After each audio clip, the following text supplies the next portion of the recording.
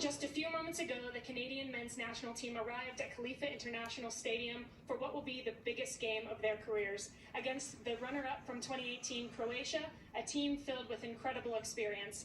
But they have someone behind their team, their fearless leader, who's been preparing for this stage his entire life.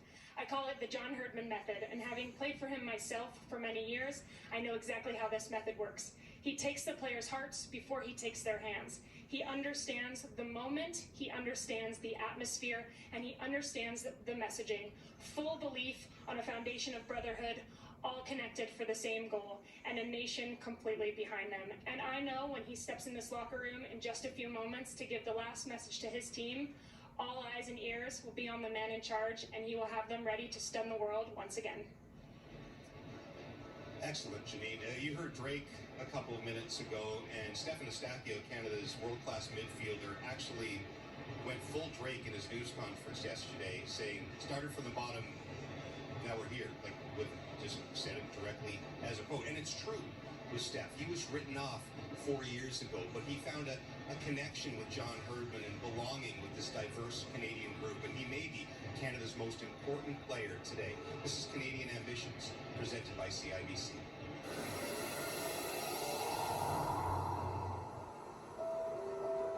When something good happens, I try to appreciate it, but at the same time, I try to look back and say that I came from the bottom. 3.5, 4 years ago, he was written off, even as a Canadian player. I moved to Mexico in 2019. I went to Cruz Azul. I believe at the time with the season I made that I needed to go to a bigger club to feel the pressure of having to win every week. But unfortunately, things haven't gone my way because I had a very bad knee injury. My ACL was done. I had both my meniscus done as well, so I had to be operated on those three. I was 22. You don't really know what to think. They tell you 7, 8, 9 months, but at the time, you don't think it's going to be that long. My brother, Mauro, he has been my rock since then. My father as well. He used to play football as well. I've been through it all as well. So I think that every time I heard a no, they were just there to say, this is normal. Football involves a lot of decisions, it involves a lot of pressure, and this is normal. You just have to work hard and things will turn your way. I've not met anyone with this level of attention to detail. Everything he's earned, he's worked for. I played my first professional game for Canada against the United States in our loss in Orlando, and then that was 8 months and something after. It was a very tough knee injury, but I believe that I came back because I got my knee better, but obviously my head as well. I feel blessed, and I pinch myself when I get to work with people like him. You get that imposter syndrome sets in now and again, because you see him in the Champions League just absolutely killing it, and then you're like, oh, I've got to go coach him in like 3 weeks' time. I hope I'm going to be at the level again. He pushes us as hard as we push him. I want to thank John as well as my teammates because of them. I'm at this level, and I think it's just the way that they trust me to represent such a role in this team. Everybody knows what I'm capable of, and they trust me, and that's all I need.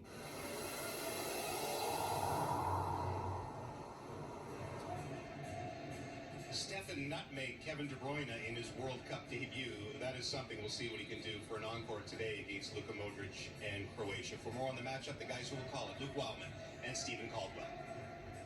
James, there's been so much talk about that Croatian midfield that we tend to forget about some of the other parts of their team. If Canada is to get a first World Cup goal here today in this match against Croatia, how strong is the Croatian defence they're going to have to break down here? Anchored by one of the top defensive talents in the world right now in terms of the younger players coming through, Josip Gvardiol, and also Dan Lovren, who won a Champions League with Liverpool, Stevie. Yeah, Lovren's got the experience, and Gvardiol's just starting out his career at international level and starting to establish himself at club level. He's an outstanding defender. He played left back in the Euros, but he's now playing this more central role, very good in the ball.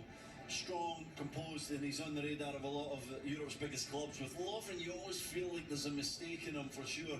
But I think it's the fullback areas, Luke, where Croatia are vulnerable. They like to get Sosa and Juranovic, the Celtic man, forward. I'm a little surprised they didn't go with Stanisic, the Bayern Munich fullback, because he's a bit more robust, a bit more athletic. But that's the space I think that Canada can get some joy in, the little channels between centre-backs and full-backs as they push forward.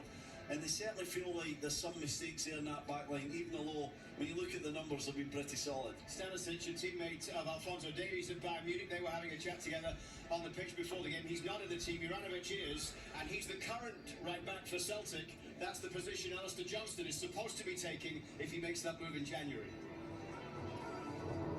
All right, thank you, gentlemen. There's the man who was focus of all the attention the last 4 days. Love and support in Canada. Canadians seem to eat up every tactic, disdain, and ridicule in Croatia. Can his side get 3 critical points today?